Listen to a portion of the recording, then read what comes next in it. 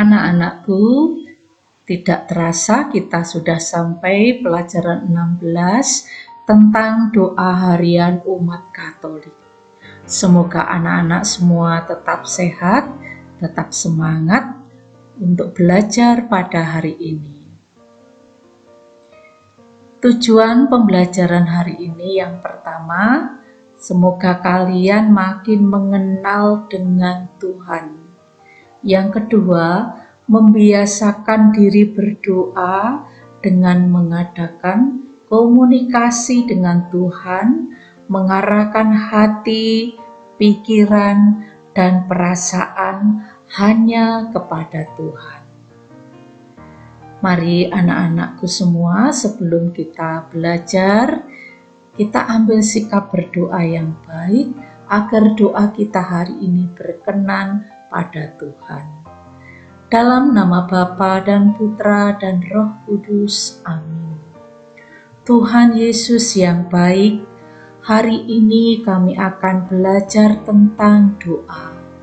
Bantulah kami agar dapat berdoa dengan baik. Dengarkanlah doa-doa kami. Amin.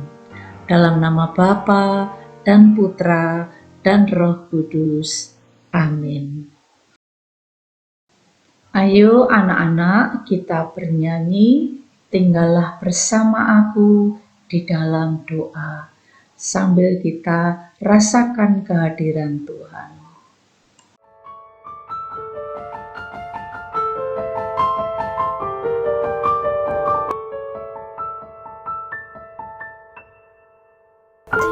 Tinggallah bersama aku di dalam doa, di dalam doa. Tinggallah bersama aku di dalam doa, di dalam doa. Tinggallah bersama aku di dalam doa, di dalam doa.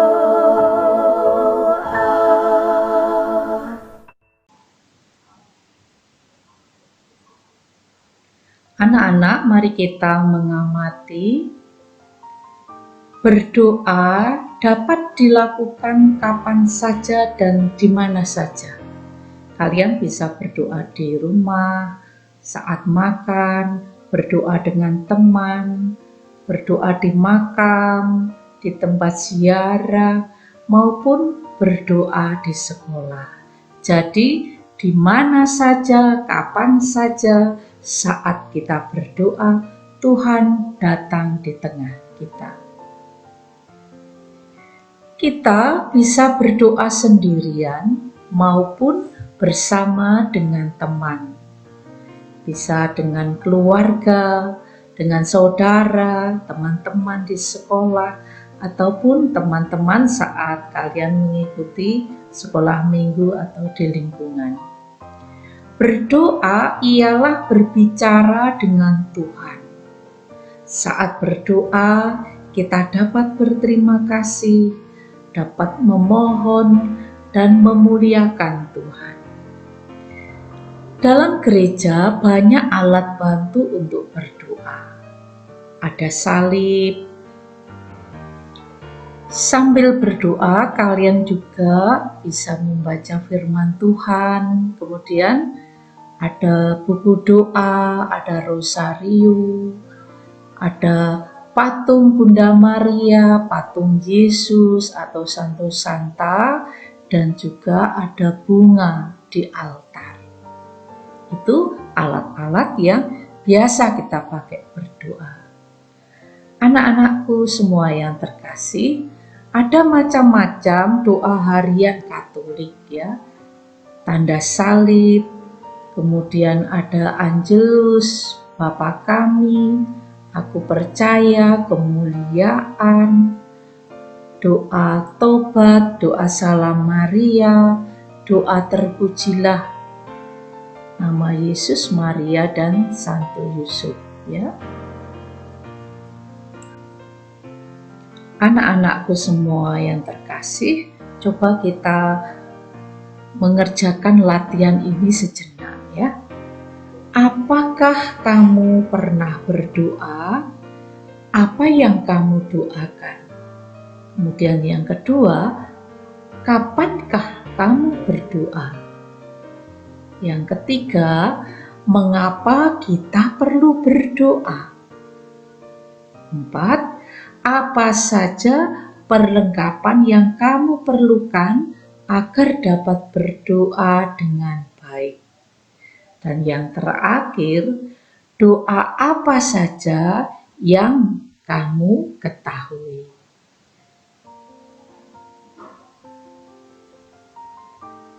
Nah, anak-anak semua yang terkasih, berikutnya kita akan belajar dari Santa Teresia dari kanak-kanak Yesus. Sejak kecil sudah memiliki hubungan yang dekat dengan Yesus melalui doa. Mari anak-anak, Ibu akan bercerita ya kisah Santa Teresia berikut ini. Santa Teresia dari kanak-kanak Yesus. Teresia Martin lahir 2 Januari 1873, anak Bapak Louis Martin dan Ibu Celia Guerin. Teresia anak bungsu dari 9 bersaudara, tinggal di Alencon, Prancis. Ayahnya memanggilnya Ratu Kecil. Umur 4 tahun, ibunya Teresia meninggal dunia setelah sakit keras. Teresia sangat sedih. Ia menjadi semakin dekat dengan Tuhan, dan ia selalu menceritakan apa saja yang dia rasakan dengan Tuhan. Teresia sangat dekat dengan kakaknya perempuan yang sulung yang bernama Pauline sejak ibunya meninggal dunia. Teresia sangat mengagumi alam. Ia akan berdoa, "Betapa indahnya ciptaanmu ya Tuhan." Bagi Teresia, Pauline sudah seperti ibunya sendiri, dan ia sangat sedih saat Pauline berniat masuk ke biara. Setelah Pauline di biara, Teresia tinggal bersama kerabatnya. Saat ia berumur 7 tahun, ia berdoa kepada Tuhan, "Yesus, tentu Engkau senang mempunyai mainan. Biarlah saya menjadi mainan. Anggap saja saya ini bolamu. Bila akan kau angkat, betapa senang hatiku. Jika hendak kau sepak kian kemari, silahkan. Dan kalau hendak kau tinggalkan di pojok kamar lantaran bosan, boleh saja. Saya akan menunggu dengan sabar dan setia. Tetapi kalau kau hendak tusuk bolamu, oh Yesus, tentu sakit sekali. Tetapi terserahlah padamu." Teresia selalu spontan mengatakan sesuatu kepada Tuhan. Dan umur 15 tahun, Teresia masuk biara Karmelit, biarawati yang karyanya sebagai pendoa. Teresia semakin akrab dan dekat dengan Tuhan melalui doa-doa pribadi maupun bersama-sama teman sekomunitas biara itu.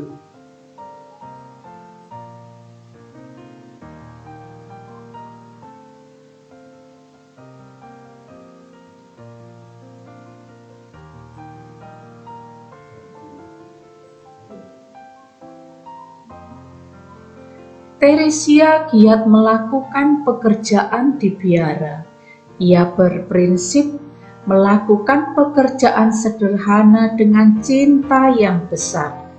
Semua pekerjaan dilakukan seperti ia lakukan untuk Tuhan Yesus. Santa Teresia setia menanggung setiap penderitaan. Ia selalu ingat Yesus yang menderita di salib.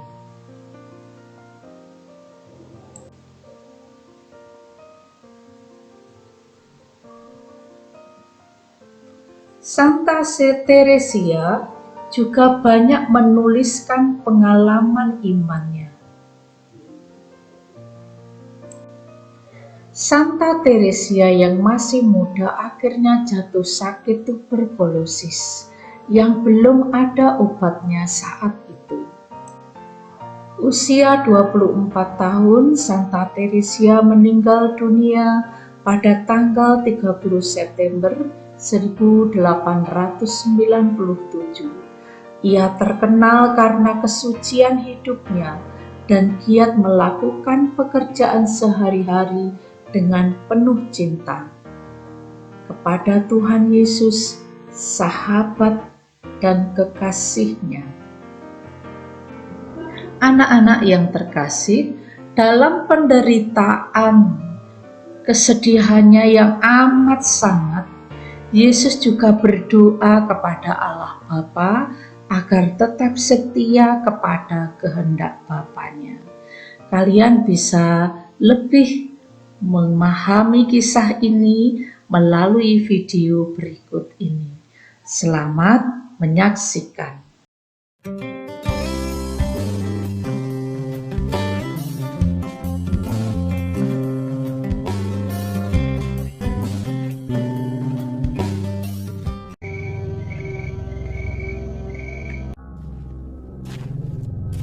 Yesus dan murid-muridnya berjalan dari tempat makan malam mereka menuju sebuah taman yang sunyi.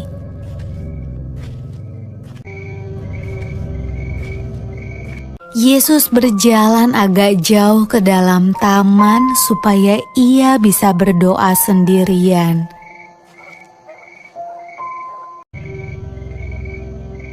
Yesus mengajak 3 orang murid terdekatnya yang bernama Petrus, Yakobus, dan Yohanes bersama dengan dia.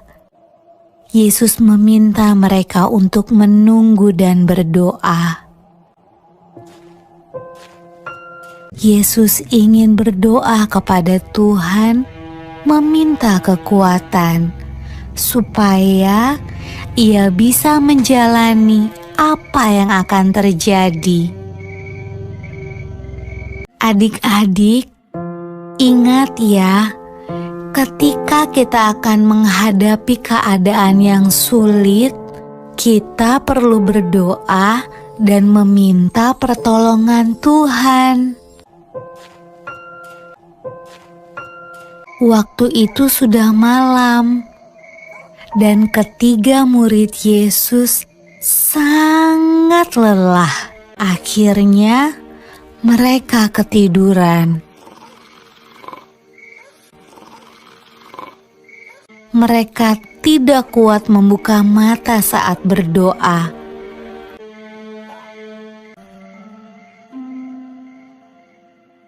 Yesus membangunkan mereka 2 kali, tetapi mereka kembali tertidur.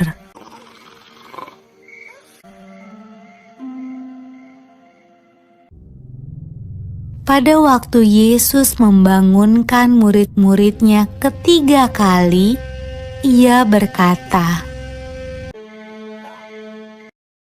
"Marilah kita pergi. Orang yang mengkhianati aku sudah datang." Ketika itu datanglah segerombolan orang membawa obor dan pentungan ke dalam taman.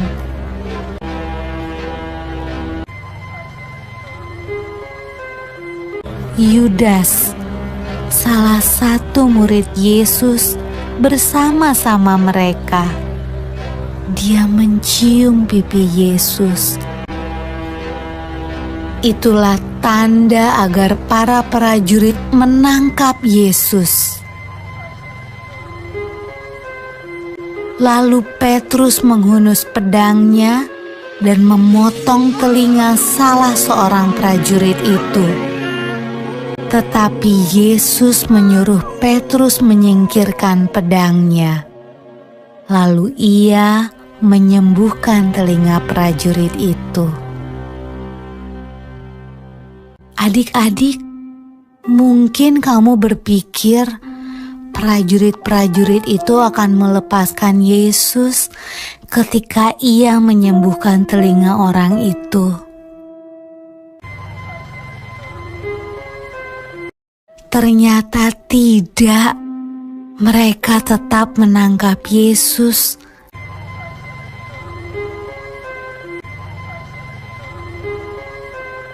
Dan membawanya pergi.